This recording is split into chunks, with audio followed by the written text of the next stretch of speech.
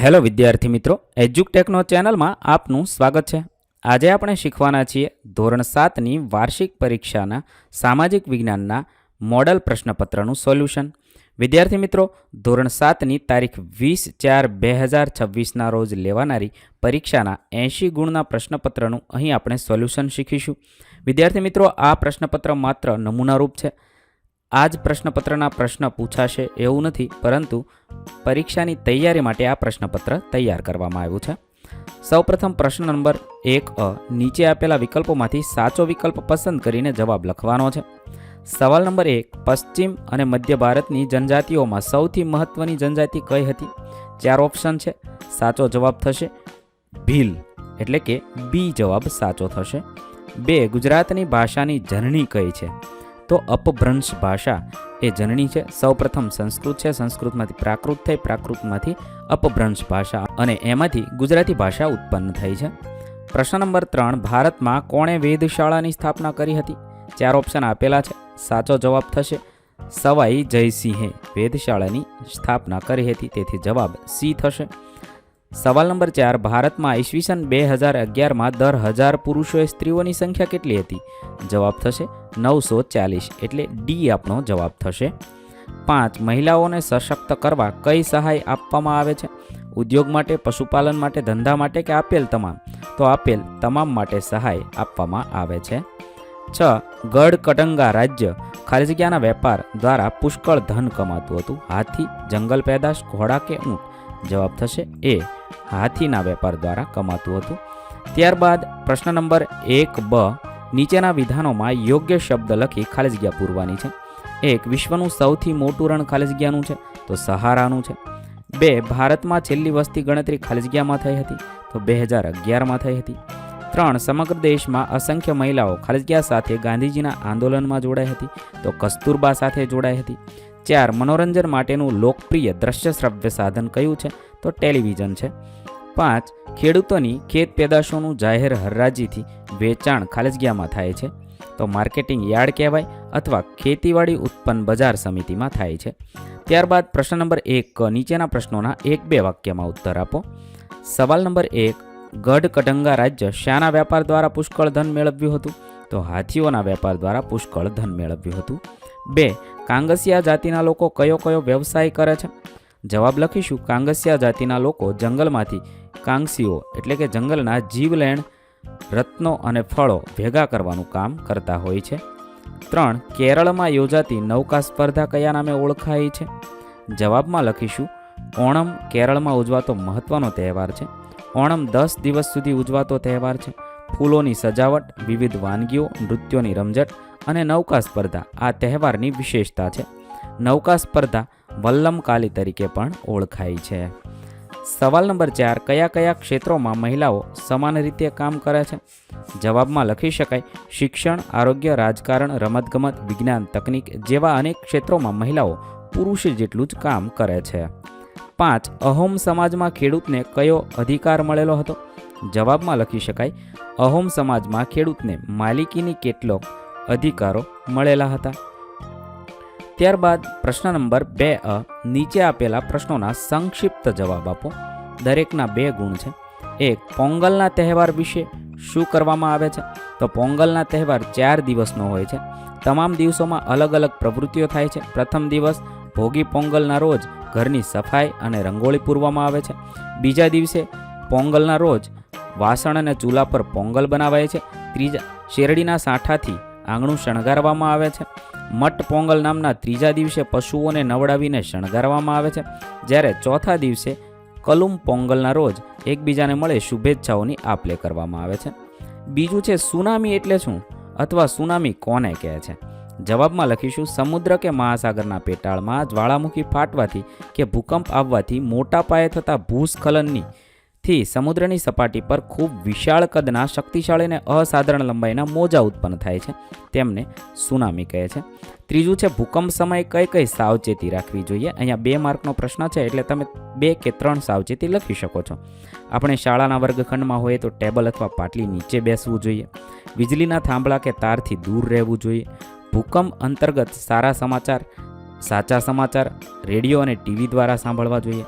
અફવાઓથી સાવધાન રહેવું જોઈએ, રઘવાયા થઈને દોડાદોડ ન કરવી જોઈએ, ઊંચા મકાનમાંથી નીચે ઉતારવા માટે લિફ્ટનો ઉપયોગ ન કરવો જોઈએ, ખાતરી કર્યા વિના ઘરમાં ગેસ કે વીજળીથી ચાલતા ઉપકરણો ચાલુ ન કરવા જોઈએ. આવી બધી સાવચેતી રાખવી જોઈએ. ત્યારબાદ પ્રશ્ન નંબર 2બ, નીચેના પ્રશ્નોના 2-3 વાક્યમાં ઉત્તર આપો. દરેકના 3 ગુણ છે. 1. પૂર આવવા માટે કયા કયા કારણ જવાબદાર છે? તો જવાબમાં લખી શકાય, પૂર એટલે કે ફ્લડ ત્યારે થાય છે જ્યારે કોઈ વિસ્તારમાં અસામાન્ય પ્રમાણમાં ભારે વરસાદ પડે અથવા નદીઓમાં પાણીનો સ્તર વધી જાય. તેના મુખ્ય કારણ છે સતત ભારે વરસાદ, નદીઓમાં પાણીનું ઓવરફ્લો, ડેમના કૂપણ અથવા તૂટવું, જમીન અને જંગલના અપાર નાશના કારણે પાણી વહેવું ઘટે છે. બીજું છે જંગલોનું પર્યાવરણીય મહત્વ સમજાવો. જંગલનું પર્યાવરણમાં શું મહત્વ છે? પર્યાવરણ સમતોલ જાળવવામાં જંગલ છે એ ખૂબ મહત્વના છે. પહેલું તો જંગલો વાતાવરણમાં ઓક્સિજન અને કાર્બન ડાયોક્સાઇડનું સમતોલન જાળવે છે. લીલી વનસ્પતિ હવામાંથી કાર્બન ડાયોક્સાઇડ ગ્રહણ કરી ઓક્સિજન વાયુ આપે છે, તેથી હવા શુદ્ધ થાય છે. બીજું, જંગલો આબોહવાને વિષમ બનતી અટકાવી ભેજ સંઘરી રાખે છે. ત્રીજું, વનસ્પતિ વાતાવરણને ઠંડુ રાખી વરસાદ લાવે છે. અને ચોથું, જંગલો ભૂમિગત જળને જાળવી રાખે છે. પાંચમું, તે પવન અને વરસાદથી થતું જમીનનું ધોવાણ અટકાવે છે. પ્રશ્ન નંબર 3, જમીન ધોવાણ અટકાવવાના ઉપાય. કયા કયા ઉપાય કરી શકાય? મુખ્ય ઉપાયો નીચે મુજબ છે. પહેલું, જમીન પર થતી ચરાણ પ્રવૃત્તિઓનું નિયમન કરવું. બીજું, ઢોળાવવાળી જમીનોમાં સમોચ્ચ રેખીય પગથિયાની તરાથી એટલે કે એ રીતે વાવેતર કરવું. 3, પડતર જમીનમાં વૃક્ષારોપણ કરવું. ચોથું, જ્યાં જમીન પાણીના વહેણના ખાડા પડ્યા હોય ત્યાં આડબંધો બાંધવા. 5, પાણીનો વેગ ધીમો પાડવા ઢાળવાળા ખેતરમાં ઊંડી ખેડ કરવી. 6, ખેતરોમાં પડ ધોવાણ થતું અટકાવવા ખેતરની ફરતે પાળ બાંધવા અને વૃક્ષારોપણ કરવું. આવા બધા ઉપાય કરી શકાય છે. ચોથું છે ઓનલાઈન શોપિંગનો ઉપયોગ શાથી વધુને વધુ ફેલાઈ રહ્યો છે? જવાબમાં લખી શકાય, આજના સમયમાં ઇન્ટરનેટ અને સ્માર્ટફોન લગભગ દરેક વ્યક્તિ સુધી પહોંચી ગયા છે. લોકો ઘરે બેઠા વિવિધ વેબસાઇટ કે મોબાઈલ એપ્લિકેશન દ્વારા પોતાની જરૂરિયાતનો માલ સરળતાથી મંગાવી શકે છે. દુકાન સુધી જવાની જરૂર પડતી નથી, એટલે સમય અને મુસાફરીનો ખર્ચ બચે છે. એક જ જગ્યાએ અનેક દુકાનોના ભાવની તુલના સસ્તું ગુણવત્તાવાળો માલ પસંદ કરી શકાય છે. ઉપરાંત home delivery, return policy, discount અને કેશલેસ પેમેન્ટ જેવી સુવિધાઓ મળતી હોવાથી ઓનલાઈન શોપિંગનો ઉપયોગ દિવસે દિવસે વધતો જાય છે. પ્રશ્ન નંબર 2ક, નીચેના પ્રશ્નોના મુદ્દાસર ઉત્તર લખો. દરેકના 4 ગુણ છે. પહેલું, પાણીપતનું ત્રીજું યુદ્ધ ક્યારે થયું હતું ને તેનું શું પરિણામ આવ્યું? તો જવાબમાં લખી શકાય, પાણીપતનું ત્રીજું યુદ્ધ 1761માં થયું હતું. એ યુદ્ધમાં મરાઠાઓનો પરાજય થયો હતો. મરાઠા સૈન્યના પરાજયના સમાચાર મળતા આઘાતથી પેશવા બાલાજી બાજીરાવ અવસાન પામ્યા હતા. તદુપરાંત પાણીપતના ત્રીજા યુદ્ધમાં પરાજિત બનેલા મરાઠાઓ નિર્બળ બનતા ભારતમાં બ્રિટિશ સત્તાનો ઉદય થયો હતો. બીજું છે ટીવીના ફાયદા જણાવો. તો જવાબમાં લખી શકાય, તમે ઘરે બેસીને સમગ્ર દુનિયામાં શું થઈ રહ્યું છે તેની માહિતી મેળવી શકો છો. શૈક્ષણિક કાર્યક્રમો આપણા માટે ટીવી પર આવે છે, તેમાંથી ઘણું બધું શીખી શકાય છે. તાજેતરના સમાચાર તેમજ વિવિધ રમતોનું જીવંત પ્રસારણ જોઈ શકાય છે. ટીવીની શોધ જ્હોન લોગી બાયડ દ્વારા કરવામાં આવી હતી. ત્રીજું, ટૂંક નોંધ લખો. મોબાઈલ ફોન દ્વારા પ્રાપ્ત થતી સુવિધાઓ. જવાબમાં લખી શકાય, વર્તમાન સમયમાં અગત્યનું સંચાર માધ્યમ મોબાઈલ છે. તેના દ્વારા એક વ્યક્તિ બીજી વ્યક્તિને નંબર લગાવીને વિશ્વના કોઈ પણ સ્થળે વાતચીત કરી શકે છે. મોબાઈલ ફોનમાં ઘડિયાળ, video audio player, torch, camera, calendar, calculator, radio વગેરેની સુવિધા હોય છે. મોબાઈલ ફોનમાં વપરાતા ઇન્ટરનેટ દ્વારા આપણે ઘણી માહિતી પ્રાપ્ત કરી શકીએ છીએ. ઉપરાંત રેલવે, બસ, સિનેમા, વિમાનની ટિકિટ પણ બુક કરાવી શકીએ છીએ. મોબાઈલ ફોન દ્વારા આજના સમયમાં શિક્ષણ પણ ઉપલબ્ધ થાય છે. આમ આધુનિક સમયમાં મોબાઈલ ફોન જરૂરી ઉપકરણ બની ગયું છે. ચોથું જોઈએ, ખરીદી કરતી વખતે ગ્રાહકે કેવી સાવચેતી રાખવી જોઈએ સમજાવો. અથવા ગ્રાહકોની ફરજો સવિસ્તર સમજાવો. અથવા ગ્રાહકે ખરીદી કરતી વખતે શી કાળજી લેવી જોઈએ? તો જવાબમાં લખી શકાય, ગ્રાહકે ખરીદી કરતી વખતે નીચે પ્રમાણે સાવચેતી રાખવી જોઈએ. તો પહેલું છે, ગ્રાહકે કોઈ પણ વસ્તુ કે સેવાની ખરીદી કરતી સમયે GST વાળું બિલ લેવાનો આગ્રહ રાખવો જોઈએ. વિક્રેતા પાસેથી બિલ મેળવીને યોગ્ય સમય સુધી સાચવી રાખવું જોઈએ. બીજું, મોટી ખરીદી તેમજ મુખ્ય વિદ્યુત કે ઇલેક્ટ્રોનિક્સ ઉપકરણો ISIના માર્કાવાળા ખરીદવાનો આગ્રહ રાખવો જોઈએ. વિક્રેતાના સહી સિક્કા કરેલ guarantee card, warranty card, free service coupon વગેરે ધ્યાનમાં રાખીને ખાસ કરીને મેળવી લેવા જોઈએ અને સાચવી રાખવા જોઈએ. પછીનું છે ત્રીજું, સોના અને ચાંદીના દાગીના હોલમાર્કવાળા જ ખરીદવા જોઈએ. કોઈપણ ટેક્સ બચાવવાની વેપારીની લોભામણી વાતોમાં આવ્યા વિના હંમેશા પાકું બિલ લેવાનો આગ્રહ રાખવો જોઈએ. આવું બધું કાર્ય કરવું જોઈએ. જે અહીંયા મુદ્દાસર જવાબ આપેલા છે. તમે આ બધા મુદ્દાઓ વિડીયોમાં જોઈને લખી શકો છો. વિડીયો લાંબો થવાને કારણે હું જવાબ વાંચતો નથી. તમે વિડીયોને પોઝ કરી જવાબ લખી શકો છો.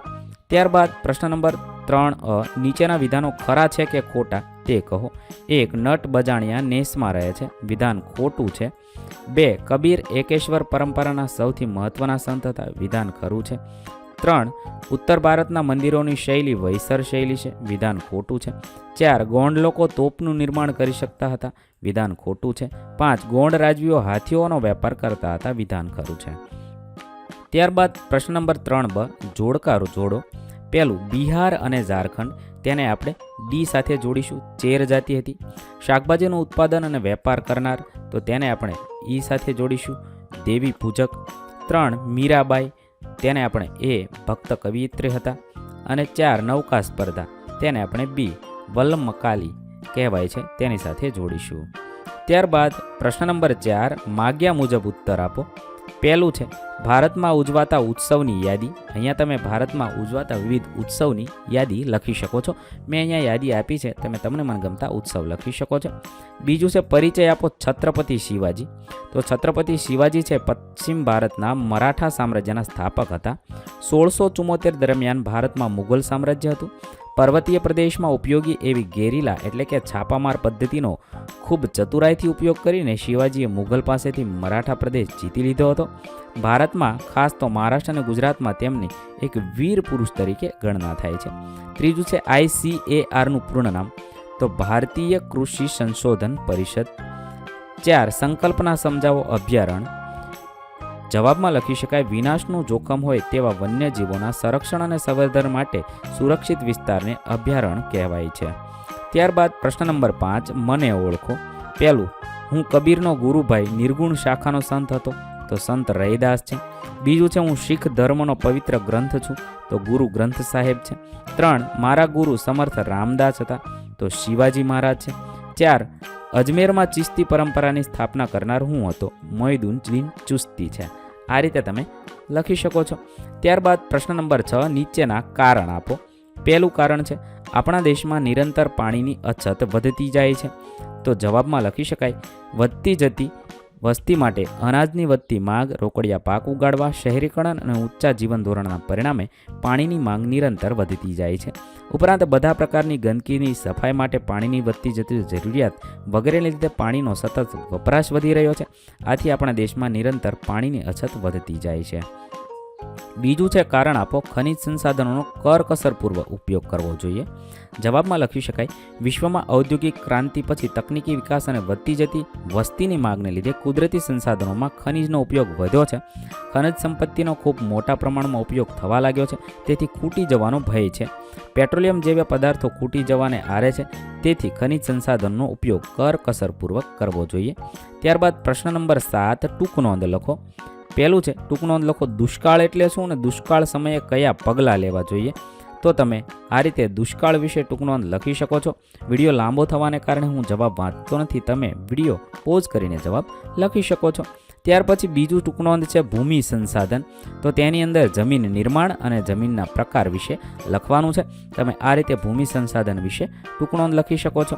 ત્યારબાદ પ્રશ્ન નંબર 8 છે આપેલા ભારતના રેખાંકિત નકશામાં વિગતો યોગ્ય સ્થાને દર્શાવવાની છે. તમારે તમારા શિક્ષકની મદદથી છે ભારતના નકશાની અંદર આ બધી વિગતો દર્શાવવાની છે.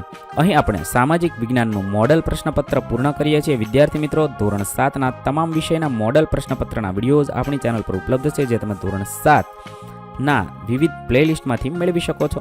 પ્લેલિસ્ટની લિંક વિડીયોની ડિસ્ક્રિપ્શનમાં આપેલી છે તથા બધા પેપરની લિંક પણ વિડીયોના ડિસ્ક્રિપ્શનમાં આપી દીધી છે.